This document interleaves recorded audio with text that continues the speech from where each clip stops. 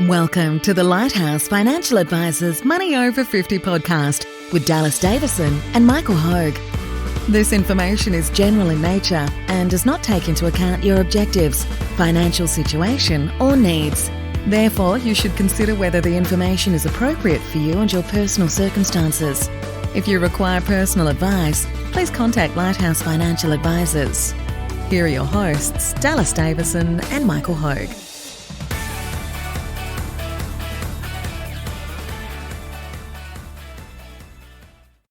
Welcome to Money Over 50. It's a new year. It's a new year. It's a new year. Today we're here. What better thing to talk about than New Year's resolutions in the new year, early in the new year. So Michael Hogue is my name, here with Dallas Davison today, as always. So thanks, Michael. So given that we're not dietitians or personal trainers, we're not going to talk about your health and fitness, which is the other main one that people want to look at in the new year. Today, in particular, you've sort of come up with a few things that most people want to look at, which is around their finances, in particular their spending habits. Every New Year seems to be one where we look back over last year and go, geez, where did all that money that I earned go? And so for most people, a New Year is a good time to look at that and go, I'm going to try and catch some of that this year. yeah, look, if you look at the new year, it's a brand new year. Obviously, Christmas has just come and gone. Yeah. What I tend to do before Christmas is let go any semblance of eating properly, and most people do the same with their finances. And a lot of people. I mean, it's a time of excesses in terms of. I thought you were going to say it's a time for sharing and no, it's a time for gluttony and excess. It is a time of gluttony and excess. So look, I don't know what's happened to my clothes, but they've shrunk somehow in my cupboard during this really hot period of time. So, all jokes aside, look, it is a really good time at the start of the new year to look at your New Year's resolution. So we're talking about the financial aspects of that today. So we have some practical tips that you can do, you can put in place pretty much straight away. Yeah. So it all starts with your budget, and by budget we mean what you're spending your money on. In this, I think that's a good point. Sorry, Michael. That it's a bit like people say your diet. It's not necessarily a written plan that you're sticking to. Whatever you eat is your diet. Whatever you spend is your budget. You might not know what that is, or you might not like it. But whatever you spend is what your budget is, even if it's not a formal thing where you know where money's coming and going. That's right.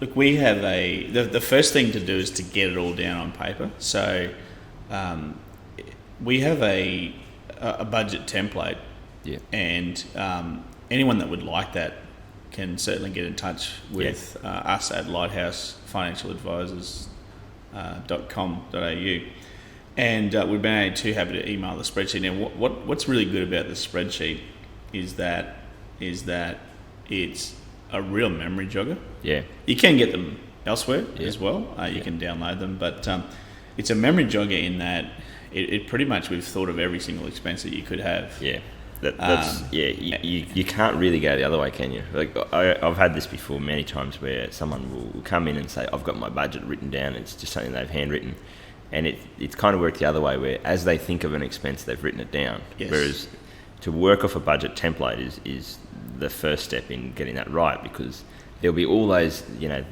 can't remember the exact number, but there's a lot of items on a standard template. It's 35 centimetres 35 centimetres long. There you go. Because we're on a podcast, we can't really describe things other than... There is video though, so it's about that long. So, imagine a spreadsheet, and each little cell or row, each little row is minute. Yeah. So there are that many things that you can spend your money on. Yeah. That it's actually 35 centimetres long. Yeah. So if you're out and you overspend in each one of those categories, then the sum of all parts means that you're scratching around like a lot of people and saying, hey, where did all that money go? Yeah. And that's a good point of with sitting down and writing out those items, what you tend to find is, like I say, if someone comes in and goes, I've done up my handwritten budget, these are the 10 things that I spend money on, and I've got $1,000 spare a fortnight, and then you go, well, where is it? And they sort of look, like we're saying, look back over the last year and go, I don't know where that money went. So you go, well, it's probably not spare, it's probably going towards other expenses, and you just don't know what they are right now. That's a great point, because that's quite a common thing that we see, isn't it? Yeah. Like we see that quite a lot. We have a theoretical surplus. Yeah, which is a great racehorse name, but it is. Yeah. It's not what you want with your budget. So the first step, get it all down. Yeah. So go through the spreadsheet. Yeah. And make sure that you've got. Now here's the key: a realistic estimate of what you will spend. Yeah. Or what you have spent. Yeah. So there's certain things that you can't fudge, like council rates, for example. Yeah. They are what they are. Yeah. We see people fudge so many other things though, like holidays. Home maintenance is a big one. It has to be realistic. So the idea of this first go through of filling out this budget is actually to have a realistic estimate, because what we want to do then is go through. Yeah.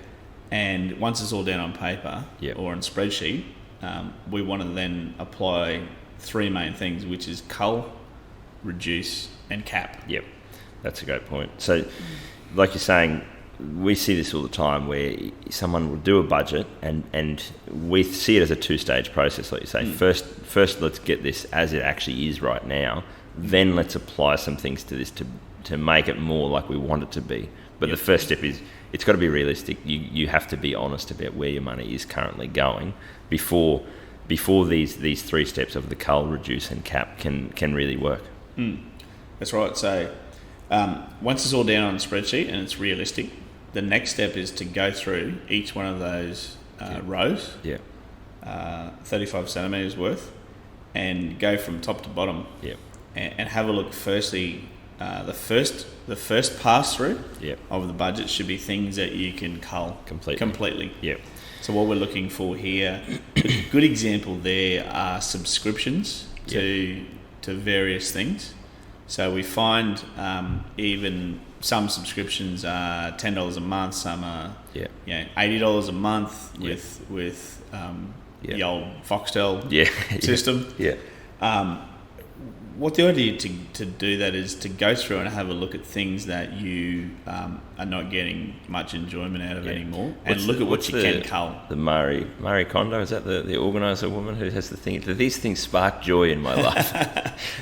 It's funny because even if they don't, even if you still enjoy some of these things, you still have to look at it from a holistic point of view and say, okay, is there a cost benefit relationship here, and am I better at putting that money elsewhere? So go through in the first pass through and see what you can cull. So what you want to do is save two budgets. You want to save the first one as your base as to what you're spending now, and then the second one you want to save a new version.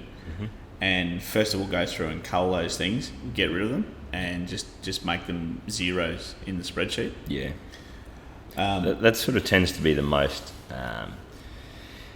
I guess it's an easy one because you're sort of going through and you're just drawing a line through things effectively and just going, I'm just not going to spend anything on that, and it's kind of an easy pass-fail thing of do I want to be spending any money on this at all, and just getting rid of it completely. It's the quickest one. I mean, to cancel a subscription is pretty quick. You just cancel it. And then the next one, which is reduce, because there's certain things that you can't cancel. That takes a bit more time. And look, a big one here is insurances. Now, if you add up the sum of all parts of the insurance of the total insurance bill, if we look at home and contents, vehicles, health insurance, life and TPD, income protection, all those types of things. If you add all those up, you look at that as a cumulative bill on someone's budget. It's a huge number. And that's a good point, Michael. Is that those tend to actually be your bigger ticket items. So like a lot of the expenses that you can completely cull might be Might be smaller things, but you can just get rid of them completely. And if you add a few of them together, it stacks up pretty well. But insurance is one for most people. They're just not in a position where they can get rid of that. But if you actually, what I tend to do is sort your expenses. With this next step, is to sort your expenses by the biggest to the smallest, if that makes sense. Yeah. So for a lot of people, it's your home loan repayments as another example of the interest that you're paying on your home loan. If you can reduce that, you don't want to spend more money in interest than what you have to. There's no one's getting more joy out of spending that. No one's enjoying that interest bill. The same thing with your insurances, as you're saying there. If you need the cover, you have to have some level of cover, but you don't want to be overpaying. And that's right. Those are great ones. And my take on insurance, especially when you look at all of those insurances added up, and you look at the total premium. Yeah. My take on insurance is that you want to be covered for the major things where you're not financially decimated if that happens. Good example there, home insurance. So if your house burned down, it would be very, very hard to come up with the money to replace it. And the opportunity cost of that would be huge. another thing. Yeah, that's right. Whereas for me, I've actually just decided not to insure my $15,000 car, which is probably only worth about $9,000 now. Because they quoted me $600 for the year, and I thought, look, it's garaged all the time. Look, I know car theft's a big thing at the moment, but it's garaged all the time. Whilst I wouldn't want to part with $10,000 necessarily, I could do it and not be financially decimated. So for me, I actually culled my car insurance. I've just got third-party insurance on that car. So and I guess that's one where you're saying if you look at insurances as the overall category, there are bits of that you'll be able to reduce. There are bits of that you'll be able to cull, and then there are parts that you won't be able to do anything to. You'll just have to leave the same. So. You had a good point before on home loans as well. So what we've seen, there's a big disparity between certain home loan products. And even in the same bank, you'll see certain home loan products up around the high 4%, and then other products which they don't have as many bells and whistles on them, are down around the 3.5%. So it's a good idea to even have a look at. We're dating this a little bit because we're talking about what the variable interest rate should be around now at the start of 2020. It should have a 3 in front of it. So it should be in the 3s. That's right. And preferably around the 3.5%, if not lower. So if you're paying 4.5%, 5%, you need to look at that. You need to look at your bank and say, how can we get that down to 3.5%? I think that sort of ties into a lot of these expenses that you can look to reduce. You have something in place. You've been with the same insurance company for 10 years, or you've been with the same bank for 30 years, and you just kind of assume that they are going to be passing any cost savings onto you. And you see this with banks in particular, where a new home loan will be offered at some a great new rate. The existing customers that aren't making any noise, aren't rocking the boat at all, they're paying 1% more, and then they go into their bank and say, well, if I was to take out a new loan with this other provider, they're going to charge me 3.5% instead of 4.5%, and the existing bank will go, oh yeah, we can match that. But it doesn't happen unless you go and make that happen. That's right. And look, a lot of this stuff it's very time consuming to do this. Which is why we would say you really probably only want to do it once a year. Once a year, and for sometimes even longer, because the bang for your buck is something over 1 year. But once you've gone through, for example, and rewritten your loans to a lower rate, that's right. And you don't need to do that again. Done all of your insurances and moved insurer and all that sort of stuff. If it makes sense to do that, then that's probably something you pick up again in 2 or 3 years' time. That's right. Because it does take some time, and you've got a lot of bang for your buck straight away by doing it now. But so the next one is to go through and reduce. So look at just capping off there. So cull was the first one. Reduce. Go through and see what you can reduce. Plug in those new numbers. Bit time consuming, that one, because you are contacting your bank, you are contacting your insurer, you're contacting other insurers as well sometimes.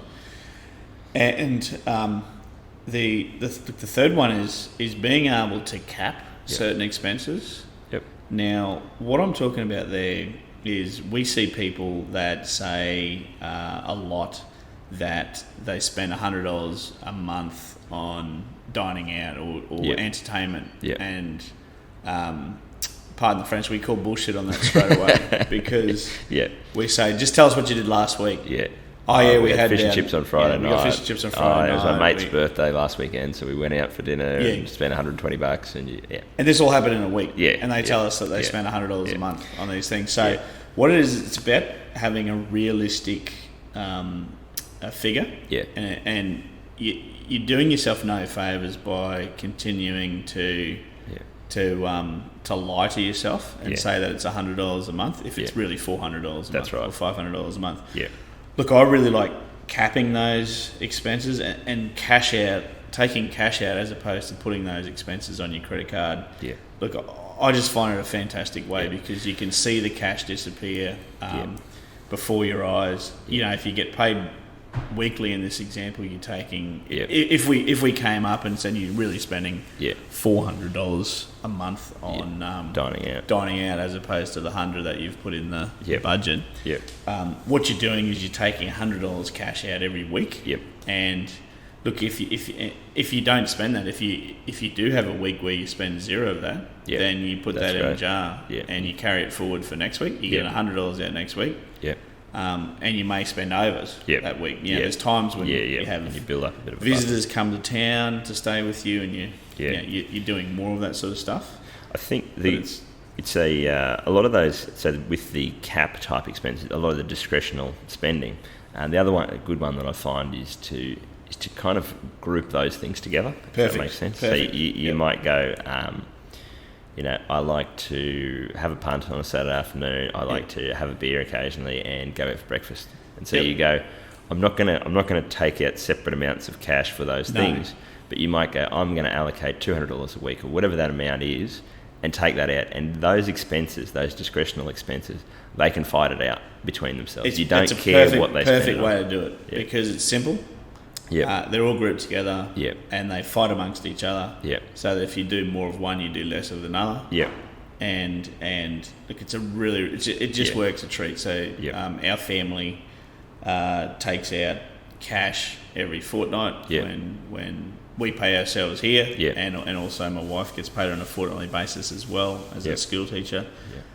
We take out a set amount of cash every fortnight to be spent on those entertainment items, type expenses, and anything that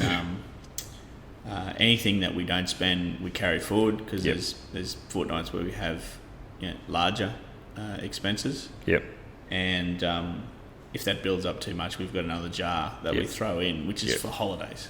So that's only a financial planner would have the cash that they've got to blow every fortnight build up, and then they'd be saving some of that cash. Well, we've got a separate. We've got a separate holiday account. In the bank, but we have a separate jar with holidays on it. So we throw excess cash into that. So just to recap on on those three different things that you can look at with your budget, because your holidays comment there ties into the next part of this, is that so go through, do a realistic budget which lists all of the expenses. So use a template which has all of the possible expenses there. First pass through is to go through and cull anything that you just don't need to spend money on anymore. Second step is to go through and reduce some of those bigger ticket items. And the third thing is to come up with a system to cap the discretional spending. So arrive at an amount that you are actually happy to spend every week or every fortnight. Either take that amount out as cash, have that transfer to a separate account, whatever's required there, to know that there's a limit on how much can be spent there. And this sort of ties into within the capping that spending. Another one that we find works really well is to set up different bank accounts for different groups of expenses. And so holidays is a really good one that you just touched on there, is that for most people, holidays is one that we get lied to about all the time. We get lied to. Most of our clients love to travel, and we love to travel, and people come in and say, next year it's our family Christmas in Brisbane, so travel next year will be $2,000. And then I go, where did you go last year? We went down to Sydney for a week, and we actually went on a trip to Thailand for 2 weeks, and this great cruise came up, so we went on that. But there's those things, and the things that people are doing now are exotic weddings. So people are flying to exotic weddings. That's a good point.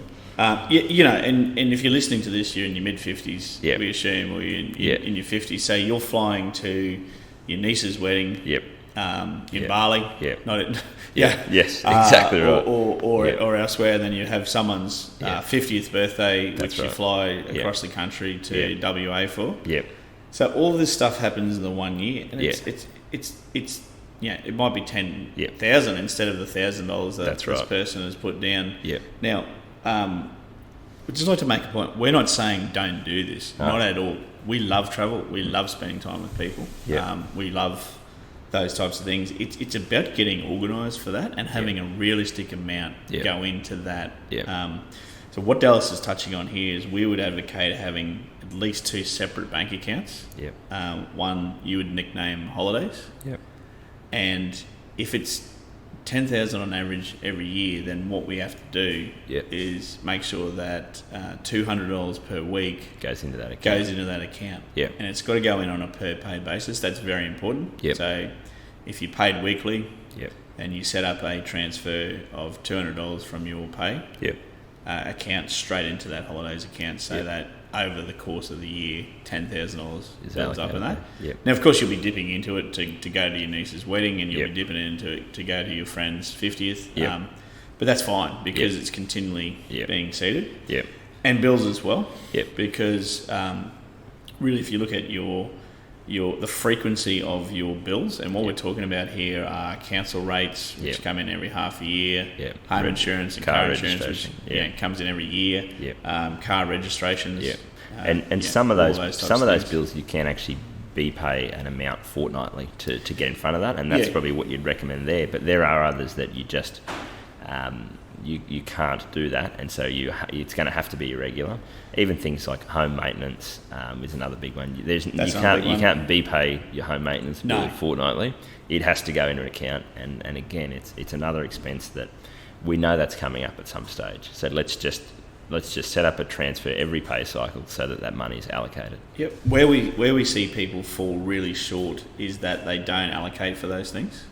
So they don't allocate for their holidays, for example, and then they don't allocate for their bigger bills, like home maintenance.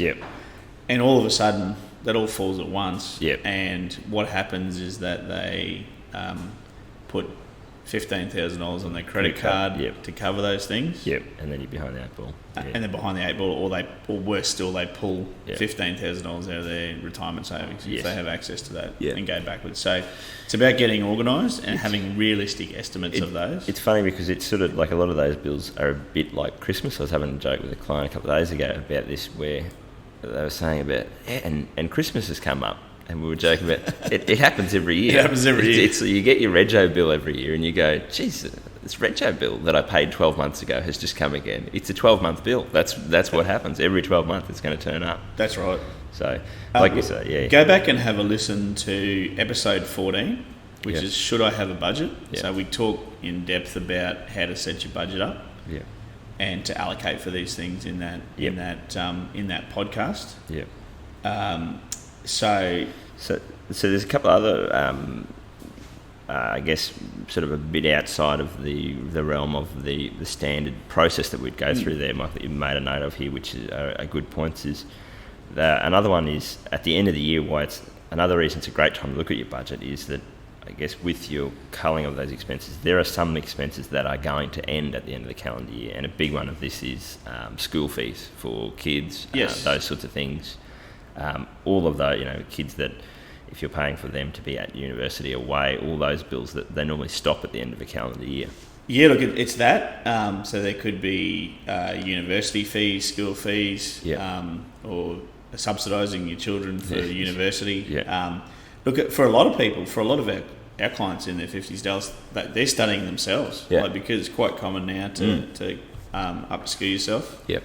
and to segue into related fields. So we find that a lot of our clients are actually spending money on their own study, which is fantastic. Yeah. But what happens is that comes and goes. So they finish a course, and what you want to do is look at that money as being able to what you were spending on that study. That's right. Can go straight into your retirement savings. So you can if it's $100 a fortnight that you were paying for that study, you can now put $100 a fortnight extra straight into your superannuation fund. So it's a really good one. And that's the point about that. Why the other reason I like that attitude is, so if your child's just finished grade 12 and you've been paying for their school fees, take that money and put that straight into your retirement savings. Do not get in the trap of giving that to your adult kids as a handout. They're 18, they are on their own now. Maybe not. Maybe that's a bit harsh. They could be a bit young, but but certainly those expenses they should be reducing drastically. When they're 25 to 30, they are too old. Now this is a good segue into this next point. Yeah. And this point is stop giving your adult kids money. Yeah. Exclamation point. Yeah. Exclamation point. Yeah. So let's talk about this a little bit more. Yep. We just see this so much. Too much. Yep. So and the end of a calendar year is a great time to draw a line in that. It's a great time to have a conversation with your children. So look, if you're 55 or mid-50s now, you've probably got 25-year-old, 26-year-old, somewhere in the range of 25 to 30-year-olds. Yep. We just see it so much where you have children that are working on good jobs, on good money. They're between the ages of 25 to 30, and their parents are giving them thousands of dollars a year. You need to stop. You need to stop right now. I sound like a bit of a counsellor here, but like you need to stop, because if you're 55 and you're listening to this, compulsory superannuation came in 1992. So what that means is that you were in your late 20s when you started getting the first payments into your superannuation fund. You were therefore behind the eight ball, and you're in the worst possible age range because you haven't qualified and won't qualify for some time for the age pension. And it's a moving target. So not only did you get superannuation paid in later in life, by the time you reach 65, well, they've actually already pushed it out to 67, age pension age, and likely to be a lot more changes in that space. You're just in that middle ground. And we just see it time after time again. I'm on my high horse here. I just cannot understand like these people that are giving their adult children who all have jobs. They're giving them thousands and thousands and thousands a year. And that's kind of, like I say, I'm probably harsher than you, where I go, they're 18, you've educated them. That's it. And it might be a bit longer than that. But I think that for some children, they don't need much after 18. So, And that's, I guess, the point though, is that is the same as any other expense, where that has to end at some stage. And the end of a calendar year is a good time to go, okay, well, that my child is now finished uni, or they've finished school, or they've finished whatever it is, the first year of their apprenticeship, they're about to get a pay rise. Whatever that time is, at some stage that has to end. And this is a great time to look at that and go, and it becomes, I think, the beauty of taking that money and putting that straight into your retirement savings is that it's not, I think for a lot of people, that guilt of going, oh, well, they're an apprentice, or they're not on much money, so they don't have much spare money. If you're taking that money that you were giving to your adult kids and you put that straight in your retirement savings, it's not even you spending it on things for yourself. It's you taking care of your own future, so that you are not going to have to be financially a burden on your kids in 20, 30 years' time. And that's most people's biggest fear, is that's the conversation I have with people, with their kids, about saying, you sit down with your 23-year-old and say, I can keep giving you this money, but 5 years into retirement, 10 years into retirement, I'm going to run out of money, I'm going to come and live with you. And most of the time, that 23-year-old go, it's okay, I don't need the money. You save it, you put it in the super. So that's kind of we talk about this topic all the time, but this is, the end of the year is a great line in the sand. It's a really good line in the sand. And just to be clear, a lot of people will say to us, we don't give our kids any money, but when we look at it, they're still paying the phone bill for three of their children. 3 of their adult children, they're still paying. Like these are the common things that we see. Paying their phone bills, because that money's just been direct debited out of their account since they were 16. Now they're 26. And it's still happening. And that's it. You've got phone bills. You've got car registration, car insurance being paid, car insurance that are being paid. Look, you add all of that up, and then there's a bit of cash here and there. So you add all that up, it can be $10,000. Now, out of this whole scenario here, I should point out we're looking to free up $30,000. Like and that'll make sense in a minute. But if you can free up $30,000 for a couple, which would be typically $15,000 each going into their superannuation fund. Assuming that their employers are paying not quite $10,000 in each to their superannuation funds per person. What that means is that each member of that couple, if they can free up $30,000 combined, $15,000 each, and that goes into their superannuation funds, they can claim that as a tax deduction. Now, listen to episode 9, which is Stop Leaving Money on the Table. Our podcast. So the average couple in their 50s, before they come to see us, they're missing out on $7,200 in tax savings. And that's a good point with your tax savings there, Michael, is that for most people, when you look at your budget, you're looking at the net pay that's hit your bank account from your pay each week. Now, if you added back in your tax as an expense, as a line item in your budget, it would be one of the highest costs. Absolutely. If you look at someone who's earning $100,000 a year is on average paying somewhere around $26,000 in tax for the year. So we don't see that. It doesn't hit the bank account, so we don't see it as a line item. But for most people, their tax bill is higher than their mortgage. It's higher than all of their insurances. It's higher than what they're spending on holidays, all these sorts of things. And it's another expense that if you can reduce that, no one's getting any joy out of paying more money to the ATO. If you can reduce that and through those super contributions is the easiest way to be able to put that money aside for the future and pick up a big tax savings. There's no cost to your enjoyment. There's no cost benefit trade-off there where you're going, oh, well, I really like spending that. I really like sending that money to the ATO every fortnight. I've never met anyone that says that they want to pay more tax or even the same amount. No, that's right. Exactly. The point about that $7,200 in tax savings, so we won't go into exactly how the inner workings of that, but to take advantage of that, you actually need to free up $30,000 a year as a couple, because you need to be putting $15,000 each into your superannuation funds to be able to claim that as a tax deduction. Noting that you can't put in any more than $25,000, including what your employer puts in. So, simple example there is that if your employer is paying in less than $10,000, you can put that. You can put at least $15,000 each into your superannuation fund and claim that as a tax deduction. So that's where that $7,200 in tax savings really comes from. And for.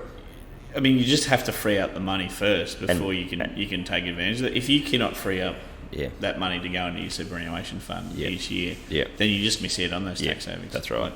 And a point I think as we wrap up, a good point to make, and we've said this a number of different times throughout other podcasts, is that for most people, if you do this in a structured way and go through and cull, reduce and cap all of these items in your budget, most people are not sitting here in 3 months' time saying, "Oh, my lifestyle has just gone to hell." They're normally sitting here going, "Yeah, there are some things that we've tightened up a little bit, but you really don't notice it."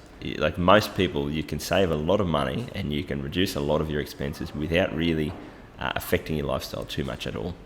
Yeah, absolutely can, because like we said, that the length of that budget template in Excel is 35 centimetres. So just each and you can picture how many different line items there are in that 35 centimetres. That's right.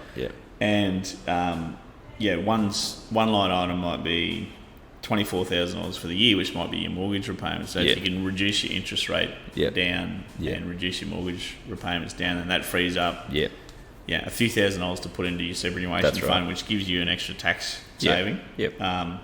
Those things that you can cull, there's a chance that you're giving your 3 adult children or your 2 adult children somewhere in the vicinity of $5,000 to $10,000 a year. That money stops and goes now into your superannuation fund, which means that you claim more as a tax deduction.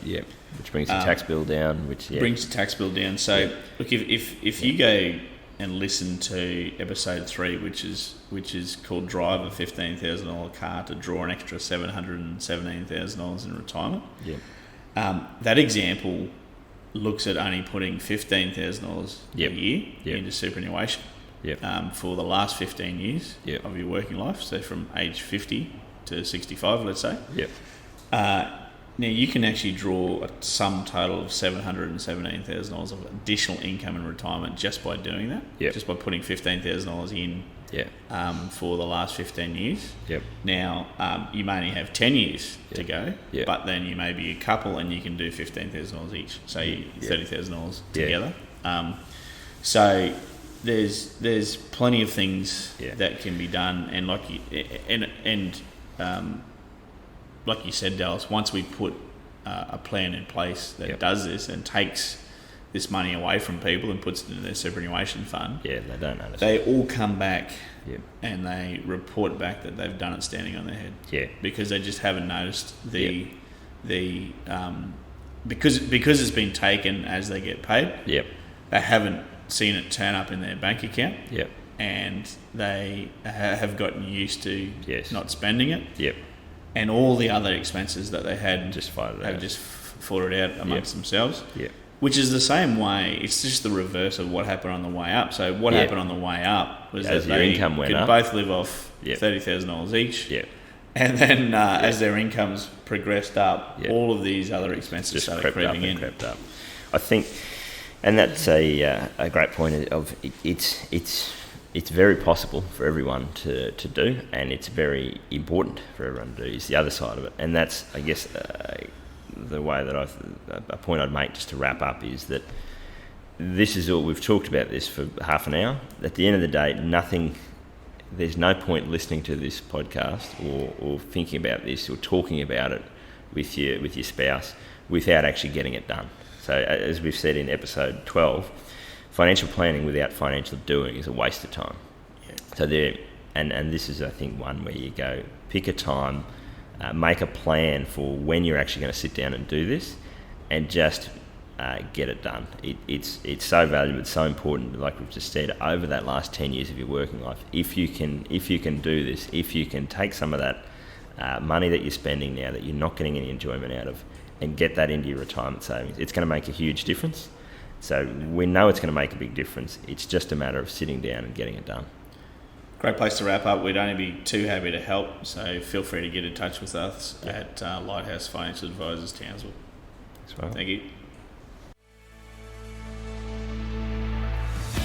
Thank you for listening to the Money Over 50 podcast with Lighthouse Financial Advisors. We look forward to catching up again soon.